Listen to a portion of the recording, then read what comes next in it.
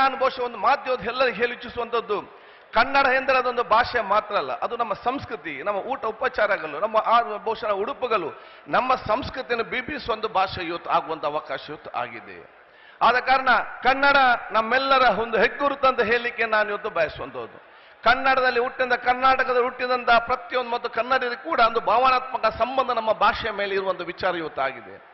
ಇದನ್ನು ಉಳಿಸಿಕೊಂಡು ಬೆಳೆಸಿಕೊಂಡು ಇನ್ನು ಸಾವಿರಾರು ವರ್ಷ ಮುಂದೆ ಕೂಡ ತಗೊಂಡು ಹೋಗೋದು ಜವಾಬ್ದಾರಿ ಅದು ಪ್ರತಿಯೊಬ್ಬರ ಕನ್ನಡಿಗರ ಜವಾಬ್ದಾರಿ ಅಂತ ನಾನು ಹೇಳಲಿಕ್ಕೆ ನಾನು ಇವತ್ತು ಇಚ್ಛಿಸುವಂಥದ್ದು. ಆ ಒಂದು ಭಾವನಾತ್ಮಕ ಸಂಬಂಧ ಮುಖಾಂತರ ಬಹುಶಃ ನಾವೆಲ್ಲರೂ ಕೂಡ ಆ ಜೊತೆಗೆ ತಗೊಂಡು ಹೋದ್ರೆ ನಮ್ಮೆಲ್ಲರನ್ನು, ಈ ರಾಜ್ಯದ ಎಲ್ಲ ಜಾತಿ, ಎಲ್ಲ ಮತ, ಎಲ್ಲ ವರ್ಗದವರನ್ನು ಒಗ್ಗಟ್ಟಾಗಿ ತೆಕ್ಕೊಳ್ಳುವಂತ ಶಕ್ತಿ ಇದ್ರೆ ಅದು ಕನ್ನಡಕ್ಕೆ ಮಾತ್ರ ಇದೆ, ಕನ್ನಡ ಭಾಷೆಗೆ ಮಾತ್ರ ಇದೆ ಅಂತ ಹೇಳಲಿಕ್ಕೆ ನಾನು ಇವತ್ತು ಬಯಸುವಂಥದ್ದು.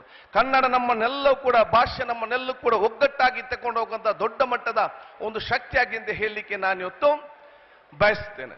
ಆದ ಕಾರಣ ನಾನು ಬಹುಶಃ ಈ ಒಂದು ವೇದಿಕೆ ಮುಖಾಂತರ ನಮ್ಮ ರಾಜ್ಯದ ಸರ್ವ ವಿದ್ಯಾರ್ಥಿಗಳ ಹೆತ್ತವರಿಗೆ ನಾನು ಹೇಳಲಿಕ್ಕೆ ನಾನು ಇವತ್ತು ಬಯಸ್ತೇನೆ, ಕನ್ನಡನ ಉಳಿಸಿಕೊಂಡು ಬೆಳೆಸ್ಕೋಬೇಕಾದ್ರೆ ಅದು ಸಾಹಿತಿಗಳು ಮಾತ್ರ ಅಲ್ಲ, ಪ್ರತಿಭಾ ಚಿಂತಕರು ಮಾತ್ರ ಅಲ್ಲ, ಕನ್ನಡ ಸಾಹಿತ್ಯ ಪರಿಷತ್ತರು ಮಾತ್ರ ಅಲ್ಲ, ಈ ನಮ್ಮ ರಾಜ್ಯದ ಪ್ರತಿಯೊಂದು ಮನೆಯ ತಂದೆ ತಾಯಂದಿರು ಕೂಡ ದೊಡ್ಡ ಮಟ್ಟದ ಜವಾಬ್ದಾರಿ ಇದೆ. ನಿಮ್ಮ ಮಕ್ಕಳಿಗೆ ಒಂದು ಕನ್ನಡ ಭಾಷೆ ಬರುವ ರೀತಿಯಲ್ಲಿ, ಕನ್ನಡ ಸಾಹಿತ್ಯಗಳಿಗೆ ಆಕರ್ಷಣೆ ಆಗುವ ರೀತಿಯಲ್ಲಿ ಬಹುಶಃ ಬೇರೆ ಬೇರೆ ರೀತಿಯ ಒಂದು ಕೆಲಸಕ್ಕೆ ಒಂದು ಯೋಜನೆ ಹಮ್ಮಿಕೊಳ್ಳುವ ಅವಕಾಶ ಆಗಬೇಕು.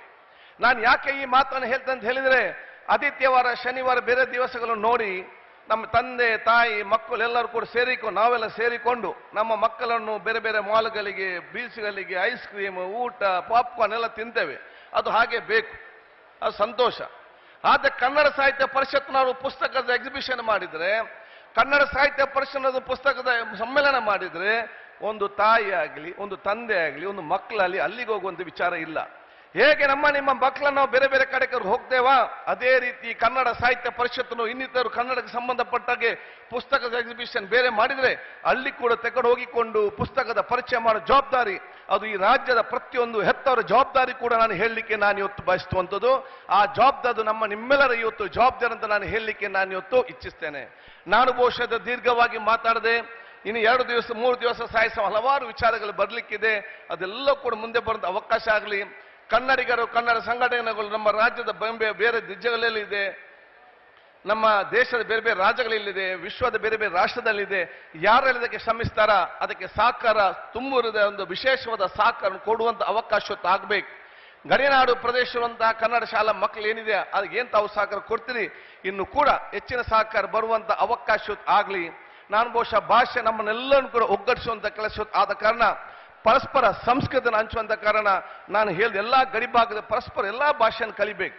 ನಾನು ಬಹಳ ಸ್ಪಷ್ಟವಾಗಿ ಹೇಳ್ತೇನೆ, ನಮ್ಮ ಭಾಷೆ ಬೆಳಿಬೇಕಾದ್ರೆ ಇನ್ನೊಂದು ಭಾಷೆಯನ್ನು ಪ್ರೀತಿಸಿದ ಮಾತ್ರ ನಮ್ಮ ಭಾಷೆ ಬೆಳಿಲಿಕ್ಕೆ ಸಾಧ್ಯ ಇದೆ. ಯಾವುದೇ ಒಂದು ಭಾಷೆ ಇನ್ನೊಂದು ಭಾಷೆಯನ್ನು ದ್ವೇಷಿಸದ ಬೆಳಿಲಿಕ್ಕೆ ಸಾಧ್ಯವಿಲ್ಲ ಅಂತ ಹೇಳಲಿಕ್ಕೆ ನಾನು ಇವತ್ತು ಇಚ್ಛಿಸುವುದು.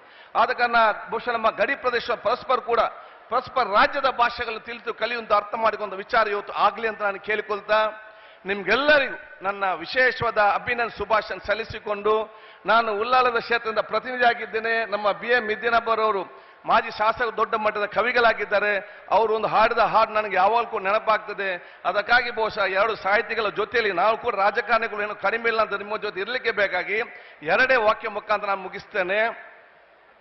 ಹಸೂರಿನ ಹಾಸ್ಯಾಗ, ಮರುಳಿನ ರಾಸ್ಯಾಗ, ಮಂಡ್ಯದ ಊರಿನ ಸೊಬಗಿನ್ಯಾಗ,